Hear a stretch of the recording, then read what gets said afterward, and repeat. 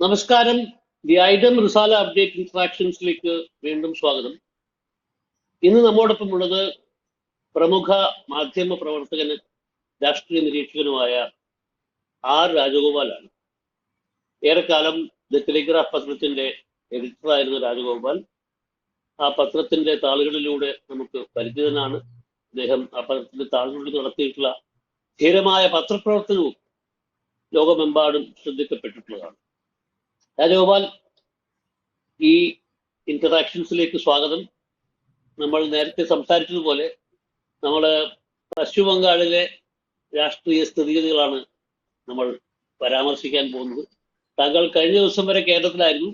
ഇപ്പോൾ പശ്ചിമ ബംഗാളിലേക്ക് നിങ്ങൾ തിരിച്ചു പോയിരിക്കാതെ തെരഞ്ഞെടുപ്പ് കാലത്ത് നിങ്ങൾ അവിടെ ഉണ്ടാവും എന്നാണ് ഞാൻ മനസ്സിലാക്കുന്നത്. അപ്പൊ അവിടെ പോയ ഉടനെ തന്നെ താങ്കൾ അവിടെ നടക്കുന്ന സ്പെഷ്യൽ ഇന്റൻസീവ് റിവിഷൻ എന്ന് പറയുന്ന പ്രക്രിയയെക്കുറിച്ച്, അതുണ്ടാക്കിയ അവിടെ പശ്ചിമ ബംഗാളിൽ ഉണ്ടാക്കിയിട്ടുള്ള വലിയ അനുരണനങ്ങളെ കുറിച്ചൊക്കെ താങ്കൾ പറയുകയും എഴുതുകയും ഉണ്ടായി. നമ്മൾ കണ്ടിട്ടുള്ളതാണ്. പശ്ചിമ ബംഗാളിലെ SIR വലിയ രീതിയിൽ കണ്ടസ്റ്റ് ചെയ്യപ്പെട്ടിട്ടുണ്ട്. മുഖ്യമന്ത്രി മമതാ ബാനർജി തന്നെ ഡൽഹിയിലെത്തി സുപ്രീം കോടതിയിൽ വക്കീലിന്റെ കോട്ടണിഞ്ഞ് അദ്ദേഹത്തിന്റെ അവരുടെ വാദഗതികൾ മുന്നോട്ട് വെക്കുന്ന കാഴ്ചയൊക്കെ നമ്മൾ കണ്ടതാണ്. സമൂഹത്തിലും പശ്ചിമ ബംഗാൾ സമൂഹത്തിലും വലിയ രീതിയിലുള്ള ഇളക്കങ്ങൾ ഉണ്ടാക്കിയിട്ടുള്ള ഒരു പ്രക്രിയയായിരുന്നു SIR. ഇപ്പോൾ കേരളത്തിൽ നിന്ന് ബംഗാളിൽ തിരിച്ചുപോയി കുറച്ചു ദിവസങ്ങൾക്കുള്ളിൽ നിങ്ങളുടെ ഒരു ഫസ്റ്റ് ഇംപ്രഷൻ എന്ന് പറഞ്ഞാൽ എന്താണ് പശ്ചിമ ബംഗാളിലെ രാഷ്ട്രീയ സ്ഥിതികളിലെ കുറിച്ച്? എന്റെ ഫസ്റ്റ് ഇംപ്രഷൻ, ഞാൻ കേരളത്തിൽ നിന്ന് തിരിക്കുമ്പോൾ ഞാൻ വിചാരിച്ചിരുന്നത് ഇവിടെ ഇത്തവണ BJP അത്ര വലിയൊരു ചലഞ്ച് ഉയർത്താൻ സാധ്യതയില്ല, മമതയ്ക്കൊരു കേക്ക് വാക്ക് തന്നെ ആയിരിക്കും എന്ന്. കാര്യം 2021 24 ശേഷം രാഷ്ട്രീയമായ സാഹചര്യങ്ങളിൽ വലിയ മാറ്റങ്ങളൊന്നും ബംഗാളിൽ അങ്ങനെ പ്രത്യേകിച്ച് നടന്നിട്ടില്ല. പ്രധാനപ്പെട്ട രണ്ട് സംഭവങ്ങൾ അതിനിടയ്ക്ക് ഉണ്ടായത്. ഒന്ന്, ആർജിക്കർ ഹോസ്പിറ്റലിൽ നടന്ന റേപ്പും കൊലപാതകവും അടുത്ത ഒരു ഡോക്ടറെ, അത് 2024 തെരഞ്ഞെടുപ്പിന് ഉടനെ സംഭവിച്ചതാണ്. പക്ഷെ പിന്നീടുള്ള ഉപതെരഞ്ഞെടുപ്പ് അതൊരു ഇലക്ഷൻ വിഷയമായി മാറും എന്ന് തോന്നുന്നില്ല. കാര്യം ബംഗാൾ പോലീസ്, കൽക്കട്ട പോലീസ് ആദ്യം ചെയ്ത നടപടികൾ തന്നെ അത് തന്നെയാണ് CBI വീണ്ടും അത് ഒരാൾ ചെയ്തതാണ്, അല്ലാതെ അതിന്റെ പിന്നിൽ കോൺസ്പിറസി ഉണ്ടോ എന്നൊന്നും തെളിയിക്കാൻ പറ്റിയിട്ടില്ല. അപ്പം ആദ്യം കൽക്കട്ട പോലീസ് എന്തോ പറഞ്ഞു, അത് തന്നെയാണ് ഇപ്പോഴും പലരും അത് വിശ്വസിക്കുന്നില്ലെങ്കിൽ പോലും CBIയും അതേ കണ്ടെത്തലിലാണ് മോറോലെസ് എടുത്തിരിക്കുന്നത്. അപ്പൊ അതൊരു സംഭവം. രണ്ടാമത്തെ സംഭവം ബംഗ്ലാദേശിൽ നടന്ന മാറ്റങ്ങൾ. അതൊരു വലിയ ഫാക്ടർ ആക്കാൻ BJP കഴിയുന്നത്ര ശ്രമിക്കുന്നുണ്ടെങ്കിലും അത് എത്രമാത്രം വിജയിക്കുന്നു നമുക്കറിയില്ല. അപ്പൊ പ്രധാനമായിട്ടും വെങ്കടേഷ് പറഞ്ഞ പോലെ SIR തന്നെയാണ് ഇവിടുത്തെ എക്സ് ഫാക്ടർ എന്നുള്ള സംഭവം. അപ്പോൾ ഞാൻ കേരളത്തിൽ വെച്ച് വിചാരിച്ചിരുന്നത് അത് ഇവിടെ വലിയ മാറ്റങ്ങൾ വരുത്തില്ല എന്നുള്ളതാണ്. പക്ഷെ ഇവിടെ വന്നു കഴിഞ്ഞുള്ള അനുഭവം രണ്ട് രീതിയിലാണ്. ഒന്ന്, നമുക്കൊരു ഇലക്ഷനെ പ്യൂർലി ഒരു മാത്തമെറ്റിക്കൽ എക്സസൈസ് ആയിട്ട് കാണുകയും ചെയ്യാം. അതല്ല, പക്ഷെ നമുക്ക് പലപ്പോഴും നമുക്ക് ചിലപ്പോൾ നേരിട്ട് ഉടനെ തിരിച്ചറിയാൻ പറ്റാത്ത രീതിയിലുള്ള കാര്യങ്ങൾ, വളരെ അണ്ടർലൈങ് ആയിട്ടുള്ള ഫാക്ടേഴ്സും ഉണ്ടാകും. അപ്പൊ രണ്ടും തമ്മിൽ ചിലപ്പോൾ ബന്ധം ഉണ്ടാവണമെന്നില്ല.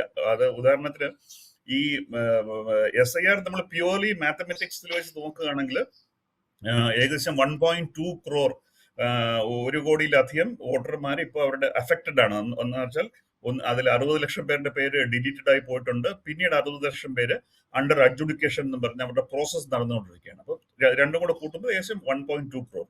ഈ 1.2 crore നമ്മളത് ഓരോ കോൺസ്റ്റിറ്റിയിലും എത്രയാണെന്ന് വെച്ച് അഗൈൻ പ്യൂർലി മാത്തമെറ്റിക്കലി വെച്ച് നോക്കുകയാണെങ്കിൽ കഴിഞ്ഞ 2024 ലോക്സഭാ ഇലക്ഷനിൽ ഈ സീറ്റുകളിലുള്ള വിന്നിംഗ് മാർജിനെ കാട്ടി കൂടുതലാണ് 234, അതായത് 294, മൊത്തം 294 അസംബ്ലി സീറ്റ് ഉള്ളതിൽ 234 സീറ്റുകളിലും ഈ അഫക്റ്റഡ് വോട്ടേഴ്സിന്റെ എണ്ണം 2024 വിന്നിംഗ് മാർജിനെ കാട്ടിൽ കൂടുതലാണ്. എന്ന് പറഞ്ഞാൽ ഞാൻ അഗൈൻ അരിത്മെറ്റിക്കലി നമ്മളൊരു ക്ലാസ് റൂമിൽ ഒരു ബ്ലാക്ക് ബോർഡിൽ എഴുതുമ്പോൾ ടെക്നിക്കലി ഈ 1.2 crore ആളുകൾ പുറത്തു നിൽക്കുകയാണെങ്കിൽ ഈ 234 സീറ്റിലെ വേർഡിക്റ്റിന് മാറ്റം വരാൻ സാധ്യതയുണ്ട് എന്ന് പറയാം. എന്ന് പറഞ്ഞാൽ അതിൽ വളരെ ഏകദേശം 80% സീറ്റുകൾ, 79% സീറ്റുകൾ അഫക്റ്റഡ് ആണ്. പക്ഷെ അതൊരിക്കലും അങ്ങനെ സംഭവിക്കില്ല. കാര്യം ഇപ്പോൾ ഓരോ ദിവസവും ഹിയറിംഗ് നടത്തിയിട്ട് കൂടുതൽ ആളുകളെ തിരിച്ച് കൊണ്ടുവരുന്നുണ്ട്. അപ്പൊ ഇലക്ഷൻ അടുക്കും തോറും കൂടുതൽ ഈ എണ്ണം കുറഞ്ഞു വരും എന്ന് നമുക്ക് പ്രത്യാശിക്കാം. അതേസമയം നമ്മൾ ആളുകളുമായിട്ട് സംസാരിക്കുമ്പോൾ ഈ SIR മമതയേക്കാൾ, അപ്പൊ ഈ 234 ഇങ്ങനെ മാത്തമെറ്റിക്കൽ ഫോമുല വെച്ച് നോക്കുകയാണെങ്കിൽ മമതയ്ക്കായിരിക്കും കൂടുതൽ തിരിച്ചടി. കാര്യം കൂടുതൽ സീറ്റ് അവരുടെ കയ്യിലുള്ളതുകൊണ്ട്, കൂടുതൽ സീറ്റ് ഉള്ളവർക്ക് 234 കൂടുതലും അവരുടെ സീറ്റുകളായതുകൊണ്ട്, ഒരുപാട് ന്യൂനപക്ഷങ്ങൾ താമസിക്കുന്ന സീറ്റുകളും ആയതുകൊണ്ട് മമതയ്ക്കായിരിക്കും തിരിച്ചടി എന്ന് നമുക്ക് ഒറ്റ നോട്ടത്തിൽ വേണമെങ്കിൽ പറയാം ഈ ഫോമുല വെച്ച്. പക്ഷെ നമ്മൾ ആളുകൾ സംസാരിക്കുമ്പോൾ ഈ SIR എന്ന് പറഞ്ഞതിനെതിരെ വളരെ വലിയൊരു ബാക്ക്ലാഷ് നമുക്കിവിടെ ഫീൽ ചെയ്യുന്നുണ്ട്. പാവങ്ങളാകട്ടെ, പണക്കാർ, എല്ലാവരും ഇതിനെ സപ്പോർട്ട് ചെയ്യുന്നതായിട്ട് ഞാൻ ആകെ കണ്ടത് വളരെ കുറച്ച്. അത് മിക്കവാറും കൂടുതൽ NRIs ആണ് ഞാൻ കണ്ടത്. ഈ അവധിക്ക് ഇപ്പോൾ വന്നിട്ടുള്ള NRIs ആണ് കൂടുതൽ സപ്പോർട്ട് ചെയ്യുന്നത്. കാര്യം അവര് ഈ ട്രംപ് പറയുന്ന പോലെ കാര്യങ്ങൾ, അതായത് ബംഗാളിൽ ക്രൈം ഉണ്ടാവുന്നത്, ഇല്ലീഗൽ ഇമിഗ്രൻസ് താമസിച്ച്, ഇതൊക്കെ അങ്ങനെ ബേസിസ് ഉള്ള കാര്യങ്ങളല്ല. ക്രൈം എല്ലാ തരത്തിലുള്ള സമൂഹത്തിലുള്ള ആളുകളും, അത് പ്രത്യേക വേറൊരു സാമൂഹിക പ്രശ്നമാണ് ഈ ക്രൈം എന്നുള്ള കാര്യം. അത് ഇതുമായിട്ട് ബംഗാൾ ബന്ധപ്പെട്ട. പക്ഷെ അവർ അങ്ങനെയുള്ള ഒരു നരേറ്റീവിൽ പോകുന്നതല്ലാതെ ഇത് നേരിട്ട് അനുഭവിച്ച വില, അതായത് എല്ലാവരെയും എഫക്ട് ചെയ്തിട്ടുള്ളതാണ്. എല്ലാവർക്കും അവരുടെ പേര് ഉണ്ടോ നോക്കണം. ആകെ ഇതൊരു സുഖമുള്ള ഏർപ്പാടല്ല. നമ്മൾ ഇത്രയും നാൾ ജീവിച്ച രാജ്യത്ത്, നമ്മൾ ഇത്രയും വർഷം വോട്ട് ചെയ്ത സ്ഥലത്ത് നമ്മൾ വീണ്ടും നമ്മൾ ആരൊക്കെയാണെന്ന് പ്രൂവ് ചെയ്യുക എന്ന് പറയുന്നത് ആർക്കും ഇഷ്ടപ്പെടുന്ന ഒരു കാര്യമല്ല. അപ്പോ ഈ രണ്ട് തരത്തിൽ, അപ്പൊ ഇത് ഏത് തരത്തിലാണ്, ഈ മാത്തമെറ്റിക്സ് ആണോ വിജയിക്കുക, അതോ ഈ ഞാൻ നേരത്തെ പറഞ്ഞ പോലെ ഒരു ഇമോഷണൽ ബാക്ക്ലാഷ് ആണോ അത് അതിനെ ഔട്ട് വേ ചെയ്യുകയാണെങ്കിൽ തീർച്ചയായിട്ടും മമതയ്ക്ക് തന്നെയാണ് മുൻകൈ. നമ്മൾ രാഷ്ട്രീയമായിട്ട് നോക്കുകയാണെങ്കിൽ തീർച്ചയായിട്ടും മമതയ്ക്ക് തന്നെയാണ് മുൻകൈ ഇപ്പോഴും എനിക്ക് തോന്നുന്നു. ഈ SIR തന്നെ ഈ SIR രാജഗോപാൽ പറഞ്ഞ പോലെ പ്രധാനപ്പെട്ട വിഷയമായി മാറി. ബംഗാളികളുടെ നിത്യജീവിതത്തെ ബാധിക്കുന്ന ഒരു പ്രശ്നമായിട്ട് SIR മാറി. അതിനെ ഒരു രാഷ്ട്രീയ മുദ്രാവാക്യം മാറ്റുന്നതിൽ മമത വിജയിച്ചു എന്ന് പറയുന്ന ഒരുപാട് രാഷ്ട്രീയ നിരീക്ഷകരുമായിട്ട് എനിക്ക് കഴിഞ്ഞ ദിവസങ്ങളിൽ സംസാരിക്കാൻ അവസരമുണ്ടായി. രാജഗോപാൽ, അങ്ങനെ ഒരു അഭിപ്രായത്തെ പറ്റി രാജഗോപാലിന്റെ എന്താണ് ഒരു പ്രതികരണം? അതെ, അത് മമതയുടെ ഒരു പ്രത്യേകത എന്ന് പറഞ്ഞാൽ അവരുടെ ഈ ഒന്ന് പൊളിറ്റിക്കൽ പൾസ് വളരെ, മറ്റാരേക്കാളും വളരെ ഇതായിട്ട് റീഡ് ചെയ്യാൻ പറ്റുന്ന ആളാണ്. പിന്നെ വളരെ റാപ്പിഡായിട്ട് റെസ്പോണ്ട് ചെയ്യാനും പറ്റുന്നതാണ്. സാധാരണ നമ്മുടെ എക്സ്റ്റാബ്ലിഷ്ഡ് പൊളിറ്റിക്കൽ പാർട്ടീസ് ചെയ്യുന്നത്, ഒരു കാര്യം വന്നു കഴിഞ്ഞാൽ പിന്നെ അതിനെക്കെട്ടി മീറ്റിംഗ് വിളിക്കണം, എന്ത് ചെയ്യണം തീരുമാനിക്കണം, പല അഭിപ്രായങ്ങൾ. മമതയെ സംബന്ധിച്ചിടത്തോളം അങ്ങനെയല്ല. അവരെ തീരുമാനം എടുത്ത് ചാടുകയാണ്, പിന്നെ വരുന്ന വെച്ച് കാണാം എന്നുള്ളത്. അതുകൊണ്ട് തന്നെ വളരെ ഫാസ്റ്റ് ആയിട്ട് റെസ്പോണ്ട് ചെയ്യാൻ പറ്റുന്നുണ്ട്. പിന്നെ എനിക്ക് തോന്നുന്നു ഈ 2024 ബംഗാൾ ഏറ്റവും ഭീഷണി നേരിട്ട തെരഞ്ഞെടുപ്പ് 2021 ആ സമയത്ത് ഏകദേശം പ്രധാനമന്ത്രി നരേന്ദ്രമോദിയും അമിത്ഷായും ഏകദേശം 40ഓളം ഒരു അസംബ്ലി മീറ്റിംഗില്, അസംബ്ലി ഇലക്ഷന് വേണ്ടി ഒരു പ്രധാനമന്ത്രി, ഒരു കേന്ദ്ര നേതൃത്വം 40ഓളം മീറ്റിംഗിൽ അങ്ങോട്ട് അവര് ഇവിടെ വന്ന് പങ്കെടുക്കുക എന്ന് പറഞ്ഞാൽ അത്ര ശക്തമായ രീതിയിലായിരുന്നു BJPയുടെ പ്രചരണവും. പലരും അന്ന് കരുതിയത് BJP അധികാരത്തിൽ വരും എന്ന്. കാര്യം 2019 ഇലക്ഷന് വളരെ നന്നായിട്ട് BJP ലോക്സഭ ഇലക്ഷന് വളരെ നന്നായിട്ട് അഭൂതപൂർവമായ പ്രകടനമായിരുന്നു BJPയുടെ. അപ്പൊ അത് കഴിഞ്ഞ് 2021 അസംബ്ലി ഇലക്ഷനിൽ തീർച്ചയായിട്ടും ചാൻസ് ഉണ്ടെന്ന രീതിയിൽ, അതുപോലെ പൈസ ഇഷ്ടം പോലെ ഇറക്കുകയും ഇവരുടെ രണ്ടുപേരുടെയും പ്രചരണവും അത്ര ഇങ്ങനെ ഇരമ്പുന്ന പ്രചരണം എന്നൊക്കെ പറഞ്ഞ രീതിയിൽ. അപ്പൊ അങ്ങനെ മറ്റു പല സ്ഥലങ്ങളിലും ഉണ്ടായിട്ടുള്ള തെരഞ്ഞെടുപ്പുകളിൽ അത്തരത്തിലുള്ള ഒരു സ്ഥിതിവിശേഷം ഉണ്ടായിട്ടുണ്ട്. എന്തായാലും ബംഗാളിൽ അതിന് വിപരീതമായി SIR ഒരു പ്രധാനപ്പെട്ട വിഷയമായി മാറുക തന്നെയാണ് എന്നാണ് നമ്മൾ മനസ്സിലാക്കുന്നത്. നമുക്ക് മറ്റൊരു കാര്യം കൂടെ തൃപ്തിയാണ്. ഒരുപക്ഷെ ഒരു അസൈഡ് ആയിരിക്കാം, പക്ഷെ ഒരു ഇൻട്രസ്റ്റിംഗ് അസൈഡ് ആണെന്ന് എനിക്ക് തോന്നുന്നു. ഒരു പ്രത്യക്ഷമായ ഒരു കേരള കണക്ഷൻ നമുക്ക് ഈ ബംഗാളുമായിട്ട് ബന്ധപ്പെട്ട് ഇപ്പൊ ഈ തെരഞ്ഞെടുപ്പിലുണ്ട്. അത് ഗവർണർ ആനന്ദ് ബോസിന്റെ രൂപത്തിലാണ്.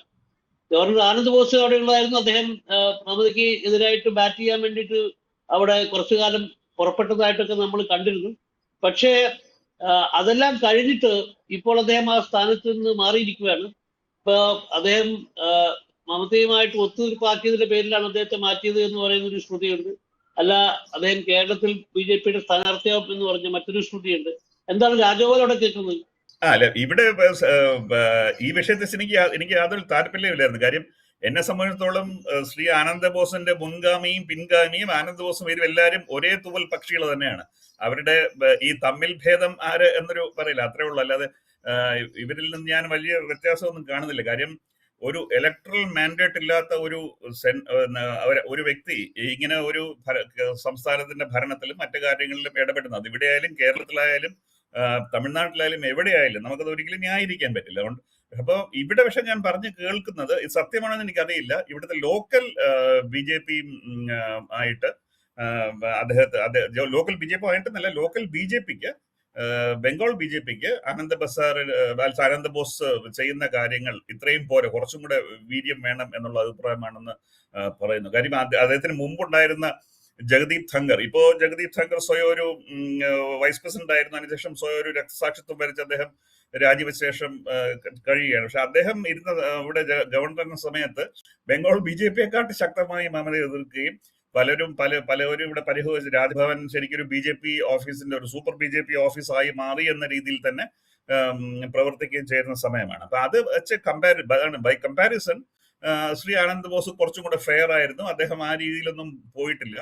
അപ്പൊ അത് എന്തുകൊണ്ടാണ് പോയിട്ടില്ല എന്നതിനെ കുറിച്ചൊക്കെ ബംഗാളിലെ പ്രശ്നം ബംഗാളിലല്ല, നമ്മുടെ നാട്ടിലുണ്ട്. നമ്മൾ ഈ രാഷ്ട്രീയ നിരീക്ഷകരോട് സംസാരിക്കുകയാണെങ്കിൽ അവര് ഈ ബെല്ലും ബ്രേക്കും ഇല്ലാത്ത കാര്യങ്ങൾ പറയും. പല കാര്യങ്ങളും നമുക്ക് പറയാൻ പാടില്ലാത്ത സബ്ജുഡീസ് ആയിട്ടുള്ള കാര്യങ്ങളൊക്കെ ഉണ്ട്. അതുകൊണ്ട് ഞാൻ അതിനെക്കുറിച്ച് പറയുന്നില്ല. അപ്പം ഈ കേൾക്കുന്നതെല്ലാം സത്യമാണെന്നില്ല.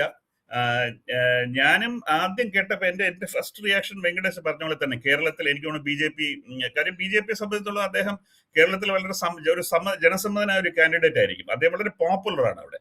അപ്പൊ അതുകൊണ്ട് എന്നാണ് ഞാൻ വിചാരിച്ചത്. പക്ഷെ ഇവിടെ കേൾക്കുന്നത് ഇവിടുത്തെ ലോക്കൽ ബി ജെ പിക്ക്, പക്ഷെ ഇത് എത്രമാത്രം സത്യമാണെന്ന് എനിക്ക് ഇവിടുത്തെ ലോക്കൽ ബി ജെ പിക്ക് അങ്ങനെ ഡൽഹി നരേന്ദ്രമോദിയോ അല്ലെങ്കിൽ Amit Shah local B J P പറയുന്ന പോലെ അവർ കേൾക്കുന്നില്ല. അവര് പറയുന്നത് ഇവര് കേൾക്കുകയാണ് സാധാരണ ചെയ്യുന്നത്.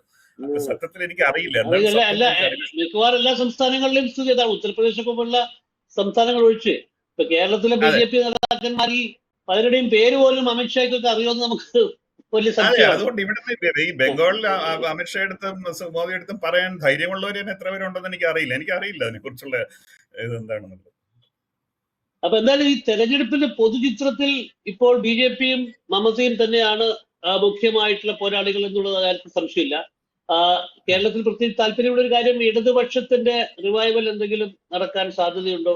ഒരു വലിയ ആന്റി ഇൻകംബൻസി ഫേസ് ചെയ്യുന്ന ഒരു നേതാവാണ് മമതാ ബാനർജിയും തൃണമൂൽ കോൺഗ്രസും. പിന്നെ ഈ ഇടതുപക്ഷത്തിന്റെ റാലികളിലൊക്കെ വലിയ രീതിയിലുള്ള ജനക്കൂട്ടം ഇപ്പോഴും നമുക്ക് കാണാൻ പറ്റുന്നുണ്ട്. ഇതൊക്കെ വെച്ചിട്ട് എന്തെങ്കിലും തരത്തിലുള്ള ഒരു ഇലക്ടറൽ റിവൈവൽ, തെരഞ്ഞെടുപ്പ് രംഗത്തുള്ള ഒരു തിരിച്ചുവരവ് ഇടതുപക്ഷത്തിന്റെ ഭാഗത്തുനിന്ന് പ്രതീക്ഷിക്കേണ്ടതുണ്ടോ? എനിക്ക് തോന്നുന്നു ഇത്തവണ ഏറ്റവും ഇൻട്രസ്റ്റിംഗ് ആയിട്ടുള്ള ഒരു ഇടതുപക്ഷത്തിനെ കുറിച്ച് കാര്യം റെലവൻസ് ഞാൻ നോക്കുന്ന, എനിക്ക് ഇതുവരെ ഇത്തവണ ഒരു കോൺഗ്രസുമായിട്ട് ഇതില്ല. രണ്ടുപേരും കോൺഗ്രസും ഇടതുപക്ഷവും കഴിഞ്ഞ ഇലക്ഷനുകളെ സംബന്ധിച്ച് ഇത്തവണ അവർ സെപ്പറേറ്റ് ആയിട്ടാണ് പൊരുതാൻ തീരുമാനിച്ചിരിക്കുന്നത്.